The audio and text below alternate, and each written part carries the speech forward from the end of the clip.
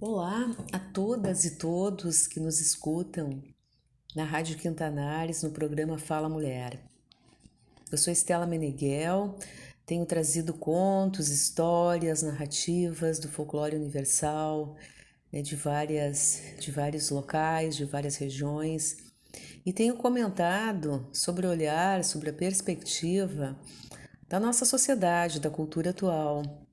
Essas histórias, por mais antigas que sejam, elas trazem relatos muito importantes que podem nos ajudar como guias, como orientações para as nossas atitudes, para as nossas atividades, para as nossas relações no dia a dia, do mundo atual. E hoje, como eu coloquei no início, nos primeiros programas, eu vou responder uma carta. Eu já tenho recebido várias cartas, eu li uma delas no programa algum tempo atrás e hoje eu vou ler uma outra. Essa carta, ela vem assinada e, por uma moça, por uma pessoa chamada Fernanda Fontoura da Silva. Uma carta muito bonita, muito sensível, que me agradou bastante. Ela fala do programa Fala Mulher, que ela ouviu em setembro, e ela diz assim: achei muito interessante o programa Fala Mulher. No dia 21 de setembro, o tema abordado foi sobre a história de Eros e Psique. Essa história eu nunca havia escutado e fiquei impressionada o quanto ela é bonita e reflexiva. Me chamou a atenção em relação à inveja e aos ciúmes, sentimento que até mesmo Afrodite, uma deusa, sentia em relação a Psique. Psique era uma bela jovem, filha de um rei que tinha 3 filhas. Por conta da beleza de Psique, ela era temida. Em uma consulta a um oráculo, foi destinada a ficar em um rochedo para ser desposada por um monstro. Esse plano fazia parte de Afrodite, pois a mesma inveja, pois a mesma invejava Psique por sua beleza. Eros, filho de Afrodite, foi destinado a executar o plano da mãe. No entanto, nunca poderia mostrar a sua face, pois assim como a jovem, Eros era muito bonito. O tempo passou e Psique e Eros começaram a ter uma relação muito feliz. Ele era carinhoso com ela e a fazia sentir-se amada. Em uma das visitas às irmãs de Psique, Psique demonstrou sua felicidade e o quanto estava completa em seu casamento, mesmo sem nunca ter visto a face do seu amado. Suas irmãs não se contentaram em ver tamanha felicidade e, diante disso, aconselharam a ver o rosto do marido, uma combinação que havia entre o casal e que custou a Psique a solidão por um longo tempo. Mesmo a história estando extremamente resumida, ela nos instiga a refletir sobre a questão da inveja.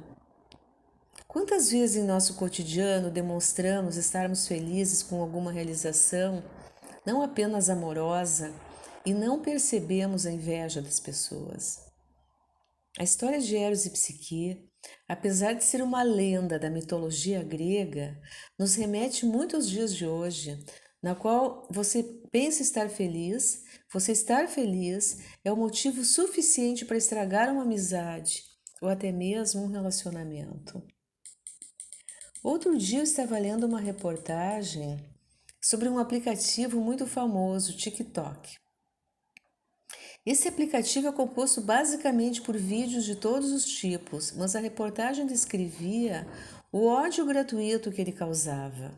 Se uma menina muito bonita postava vídeos, logo surgiam milhares de comentários a denegrindo. Comentários bondosos eram mínimos.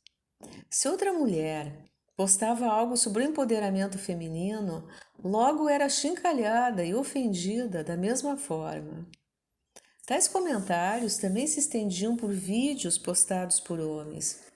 Recordo de um caso que um menino postou um vídeo no qual fazia menção que iria beijar outro menino, uma brincadeira que o levou à morte por suicídio, por conta de comentários maldosos. Mas por que estou trazendo esses casos como exemplo? Por vezes escutamos comentários maldosos e os levamos conosco. Não é fácil nos livrarmos das amarras que a sociedade nos impõe. No entanto, é necessário acreditar na capacidade de cada um e não dar ouvidos a comentários maldosos, assim como Psique deu ouvidos. Termino minha reflexão com uma frase da Clarice Lispector. Porque eu fazia do amor um cálculo matemático errado, pensava que somando as compreensões eu amava. Não sabia que somando as incompreensões é que se ama verdadeiramente. Porque eu, só por ter tido carinho, pensei que amar era fácil. Até mais. Então, em primeiro lugar, eu queria agradecer Fernanda, essa carta tão delicada, né, trazendo a apreciação que ela fez desse conto, desse mito, dessa história, né, que os gregos nos brindaram. Os gregos nos brindaram com um manancial enorme, né, de histórias dos deuses, dos humanos misturados, né, mostrando essa grande quantidade, esse cabedal de sentimentos humanos, né, que eles colocavam nos deuses. Os deuses, talvez a gente possa dizer, eles são sempre feitos à nossa imagem semelhante, eles estão sempre dentro de nós, né? Eles estão sempre dentro de nós. E, e o quanto essas histórias, esses mitos, nos fazem refletir, e como você colocou, né, Fernanda, eles são aplicáveis, eles são duráveis, eles dizem muito de nós, da nossa psicologia, dos nossos afetos, das nossas dificuldades. Eles dizem muito do mundo que nós vivemos agora, né? Eles são realmente mensagens muito potentes que nos ajudam a decifrar a nós mesmos, as nossas relações, o mundo que a gente vive. E então eu me dei conta, a primeira coisa que eu me dei conta é o quão pouco nós estudamos esses sentimentos, né? Esses sentimentos negativos, inveja e ciúmes, o quão pouco existe de literatura, existe de pesquisas para nos elucidar, para nos ajudar a lidar com esses sentimentos, né? A inveja, ela tem estado presente, né, em todas as culturas, em todas as regiões do mundo, né? Não há cultura, não há grupo social, não há sociedade que não tenha pensado, que não tenha temido esse sentimento, essa emoção, né, que se chama inveja. Mas na nossa sociedade atual a gente pouco tem escrito sobre isso. Então eu fui pesquisar, e fui ler sobre esse tema, sobre esse assunto, para tentar te responder, né, para tentar entender um pouco mais e para tentar ter elementos para trazer uma resposta que possa nos ajudar, que possa nos esclarecer, que possa inclusive nos ajudar a limpar, né, esse sentimento que muitas vezes nos acomete, né? Ele pode nos acometer a qualquer um de nós e que como dizer, nos empobrece, né? Nos deixa infelizes, nos deixa tristes, nos deixa ruminando maus sentimentos, né? Coisas nos sentindo inferiorizados, né? O quanto isso pode nos fazer mal. Então, a minha ideia, eu li 2 artigos, eu li 2 textos, né, escritos por psicólogos e fiz o resumo deles, eu fiz um resumo deles e a minha ideia é trazer então esses resumos, essas reflexões desses psicólogos nesse momento, tentando não só responder a você, Fernanda, mas também entender um pouco melhor e possivelmente trazer então para as pessoas que nos ouvem, né, alguns elementos a mais para a gente poder entender e também fazer frente, né, também enfrentar, também poder lidar talvez de uma maneira melhor com esse sentimento. Então, o primeiro texto que eu li é um texto de uma psicóloga chamada Rosa Cuquier e chama Psicodrama da Inveja. Atire a primeira pedra se você puder. E aqui ela já faz alusão ao quanto esse sentimento nos afeta a todos, né? Atire a primeira pedra quem nunca sentiu. Então, o que ela diz? Já no seu resumo, ela diz assim: a inveja é um fenômeno humano universal e atemporal. Faz parte da estrutura do psiquismo humano e atua sobre a cultura humana e a organização social. Porém, ele é um dos maiores tabus, uma das maiores interdições da humanidade, talvez apenas equivalente à sexualidade no século XIX. Nós sabemos o quanto a sexualidade foi reprimida no século XIX, né? Uma sexualidade que em várias épocas da humanidade ela foi prazerosa, ela foi, né, mais aberta, né? No século XIX ela é extremamente reprimida. A inveja foi proibida pela Bíblia como um pecado capital.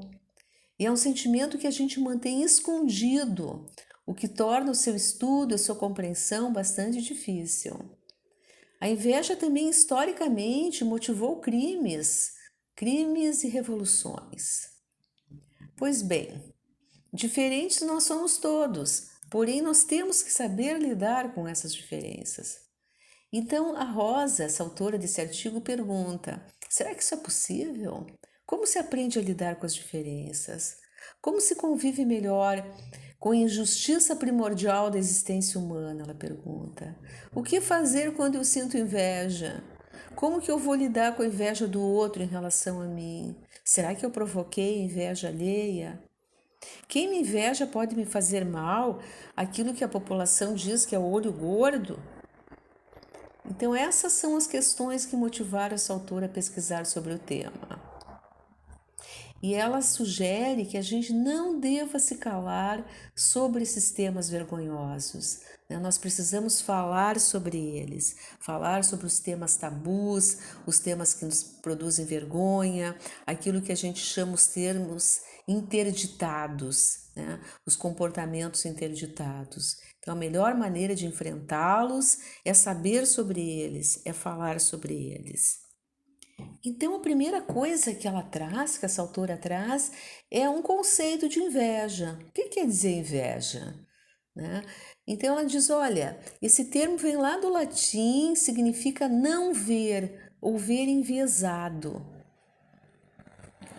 Parece que ser visto é central para o tema da inveja, tanto para quem é invejado como para quem inveja, né? Tanto que a maneira de expressar isso aí é o olho gordo, o olho do diabo.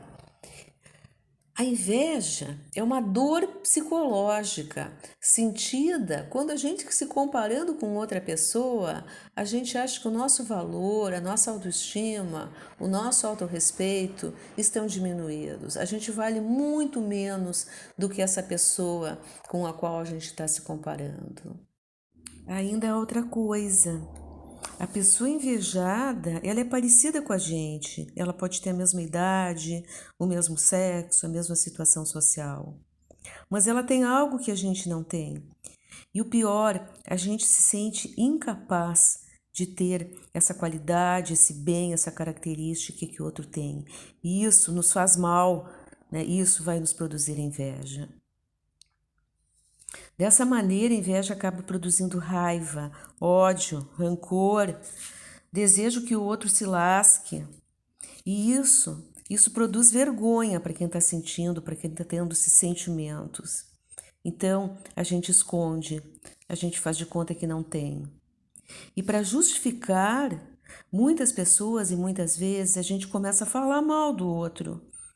Porque se eu tenho muita raiva dele, se eu invejo ele, pode que ele não preste mesmo, que ele não valha nada. E aí surgem as fofocas, os mexericos, as calúnias, né? Se começa a atacar o invejado, a destruir reputações. E aí tem o exemplo do menino, né? Os exemplos que você traz, né, Fernanda? Que a gente sabe que existe. Uma menina bonita faz uma publicação e ela é atacada. Ela é atacada por inveja. O rapaz que falou que queria beijar o amigo, ele é tão atacado que ele se suicida. Então, às vezes, esses comentários, essa onda de crueldade que segue a uma situação de inveja, ela destrói, ela pode inclusive destruir uma pessoa. E o olho gordo? O que é esse olho gordo, né? A inveja, se a gente pensa que a inveja é algo que eu vejo no outro e eu vejo que não tenho, né? O olho, essa imagem do olho, essa representação do olho, ela começa a ter um poder muito grande. É o olho que seca, né, que mata, é o olho que acaba com a plantação, que produz doença, que produz, né, que produz muito estrago. Então, como que eu contraponho isso? Como que as culturas, né, as diferentes culturas no mundo contestaram, lidaram com essa situação?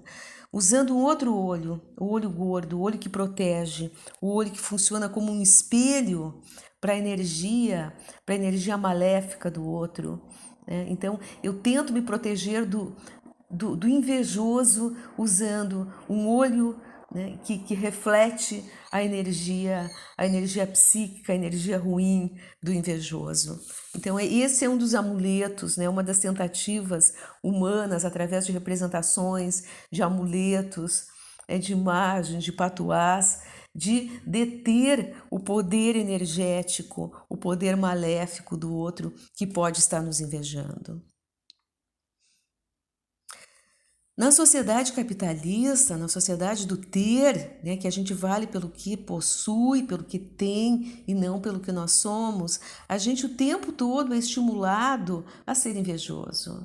A propaganda da top model linda, maravilhosa, platinada, coberta de joias, no carro top, não só no carro top, mais fantástico ainda, invejamos mais ainda que a top model, que as suas roupas, e num lugar paradisíaco. Tudo isso num mundo pobre, num mundo extremamente diverso, que nos instiga a buscar uma felicidade que não existe, que não depende disso. Já se viu, por exemplo,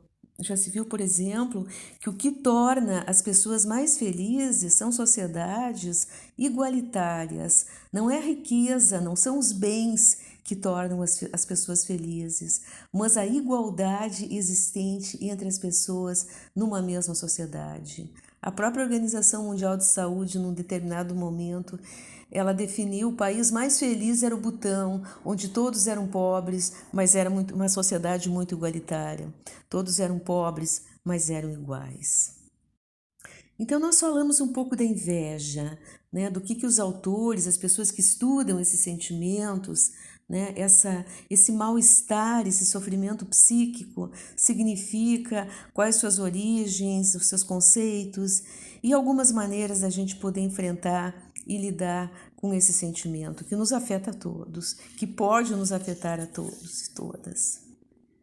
Mas voltando para o conto, Eros e Psique, eu diria que Afrodite não tem inveja, né? O sentimento que ela tem em relação a Psique, a namorada do seu filho e depois a sua nora, não é inveja. Afrodite está com muita raiva no primeiro momento, porque as pessoas, os crentes na sociedade que a cultuavam como uma deusa, a deusa do amor, e levavam oferendas, levavam flores aos templos, aos santuários onde ela presidia, esses humanos esqueceram dela em troca de uma menina bela, uma menina ingênua, uma menina muito jovem, portanto ainda muito inexperiente, tanto que nós vemos, né, quantos erros ela vai fazer, né, em troca da deusa, a deusa que é sábia e é deusa. né? E isso acontece muito na sociedade humana, quando uma mulher mais velha, poderosa, sábia, bem-sucedida, né, nos seus empreendimentos, muitas vezes ela é preterida por uma jovem que tem, né, em contraparte, tem a beleza física. Tem apenas a beleza física, que muitas vezes nos ilude, nos encanta, nos produz inveja, mas que não é perene. A beleza física não dura. Nós precisamos da beleza interna, a beleza espiritual. E nesse sentido, Afrodite, quando coloca as tarefas do feminino para a psique, para sua nora, ela está dando oportunidade a ela de maturar, de adquirir a maturidade, portanto, a beleza interna, a beleza espiritual, a beleza da alma, através, né, por meio dessas 4 tarefas. Então, relembrando as 4 tarefas, né, as 4 tarefas imprescindíveis, importantes, essenciais na vida de uma mulher, e eu diria que dos homens também. Não todas, talvez, mas dos homens, essas tarefas são importantes para o ser humano crescer e maturar como ser humano. Então, relembrando, a primeira delas é saber separar, né, de um monte de terra os grãos comestíveis dos grãos não comestíveis. Separar o trigo do joio.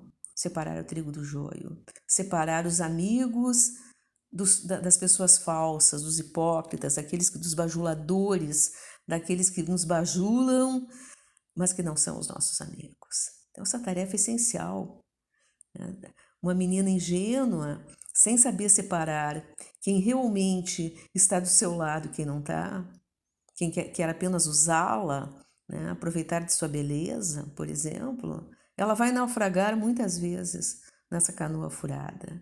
Essa é a primeira tarefa que a sua sogra lhe indica, né? Lhe mostra como fazer, lhe instiga a que faça. A segunda tarefa, né, que é a busca da lã de ouro dos velocinos, que são extremamente agressivos, é saber lidar com a agressividade, né? Não enfrentar a agressão na cara a cara, face a face, mas saber contornar, saber comer um mingau pelas beiradas, né? Saber negociar, né, para enfrentar, né, situações adversas, situações de violência e de agressividade.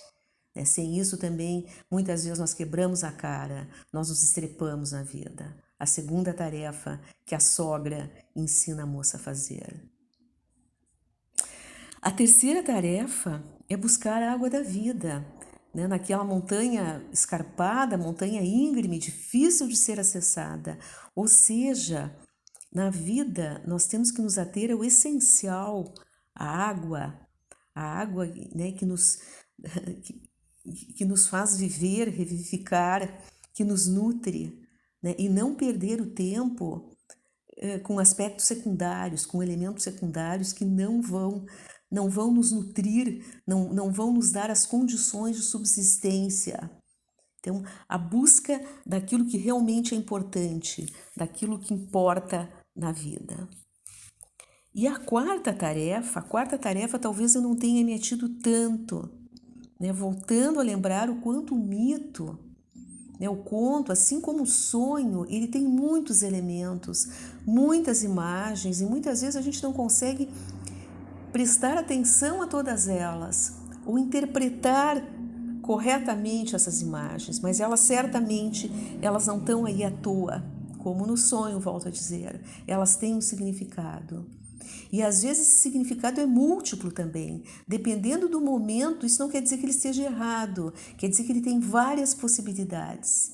Assim como a poesia, assim como as parábolas bíblicas, elas não têm uma única interpretação, elas têm várias possibilidades. Isso torna esse tipo de escrita, esse tipo de mensagem de um valor muito maior. Então, talvez eu não tenha me dado conta, né, na primeira, quando conto o conto pela primeira vez, até porque ele é muito rico, ele tem muitos e muitos elementos, né, de algumas partes que são essenciais para a nossa compreensão na vida do feminino de uma mulher. A primeira é que quer dizer, a última tarefa é a descida aos infernos. A descida aos infernos. Sem enfrentar a morte, sem enfrentar a dificuldade, sem enfrentar a dor e sem enfrentar o sofrimento, nós não crescemos. Nós podemos ficar eternas crianças, ingênuas, né, pela vida. Eternos Peter Pans, a gente diz, eternas meninas que são como bonecas, né? Se nós não enfrentarmos isso tudo, a descida aos infernos, que é a quarta tarefa.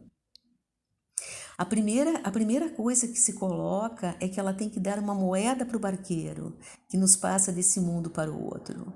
Ou seja, o conhecimento, ele tem um preço. Nós temos que nos esforçar. O preço do conhecimento, o conhecimento não vem de graça, não vem à toa. Ele exige esforço, disciplina, luta, vontade árdua, né? Esse caminho é árduo. Então, isso eu não tinha, esse elemento eu não tinha trabalhado na outra vez que a gente conversou. E a segunda questão da descida aos mundos inferiores, que é a orientação que Afrodite dá à psique, é você não pode se ater às almas, né? Ela está num barco, né, navegando pelo rio nos mundos inferiores, você não pode se ater às almas que te pedem para subir no barco, que te imploram, né, que pedem pena, que pedem ajuda, que pedem consolo. Não faça isso. Não faça isso. E por que ela diz isso?